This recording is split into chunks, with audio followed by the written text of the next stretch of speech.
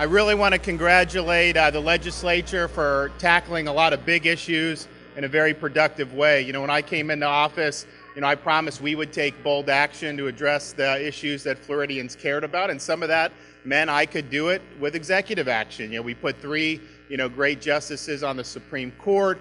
We met with President Trump to get more money for the Panhandle, which had been ravaged by Hurricane Michael. We announced new environmental policies that are going to lead us in the direction of having a clean water and a healthy Everglades, and on it goes. But at the end of the day, you really can't do far-reaching things unless you're able to get this stuff through the legislative process. And I want to thank the Speaker and the Senate President for their leadership, because if you look down the line, they delivered big wins for the people of Florida. So thank you guys for what you did.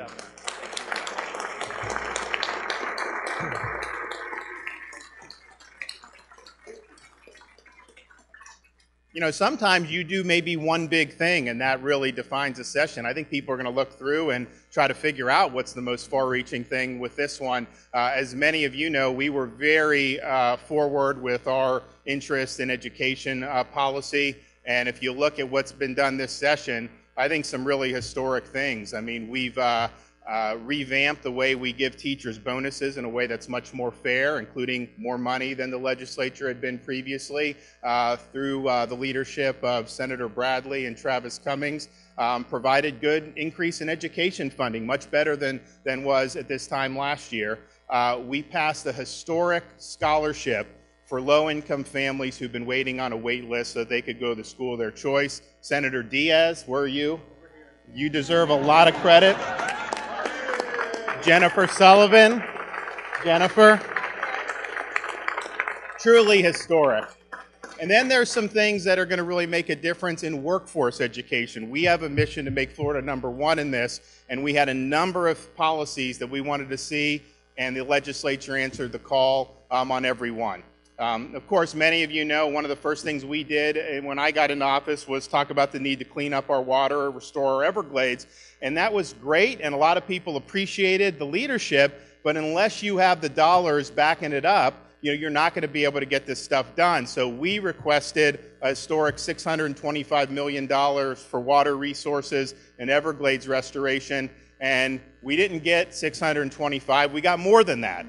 And so that's a historic commitment.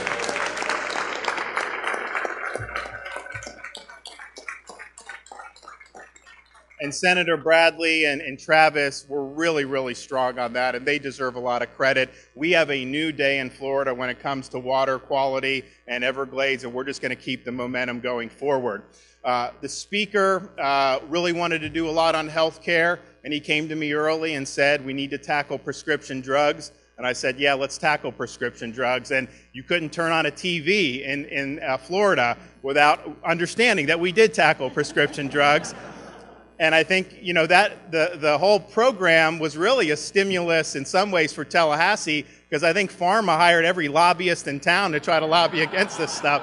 So, but at the end of the day, we have now opened up a pathway for cheaper prescription drugs. There's a whole host of other patient-centered reforms that I think are going to help people have lower cost of care. We did a lot for public safety, which I think is very, very important. And I know some of those bills, like the Marjorie Stoneman Douglas bill, people had disagreements on. But I think ultimately, through Bill's leadership and Jose's leadership, I think we're going to be safer as a result of that. We did all of this within the context of a budget that at $91.9 billion, and it's going to be under 91 when I get through with the budget. Don't worry about that. 91.1. 91.1. It's already smaller. Small enough. But that budget,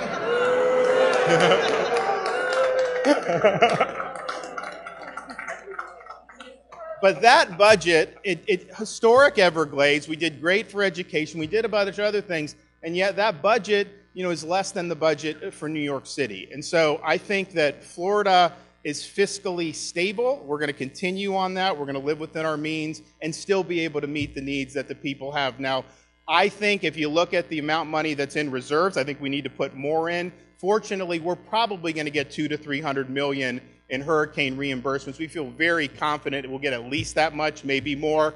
And then obviously whatever I decide to do, we'll be able to do more. But I think the economy is great. I wish I could say we're going to have 3.6 unemployment infinitum, but I think we just need to prepare ourselves that the economy's cyclical. I hope it's not next month, next year, 3 years from now, but eventually, things are going to get tighter. So I think it's important that we recognize that. But all in all, I think there were some historic achievements here. A lot of what I campaigned on, we've already accomplished. We've got a couple more things we're going to do, and we will do that very well. But I think really because of the leaders sitting next to me, they deserve a lot of credit. So I want to give them the ability to come up and say a few things. So Mr. President,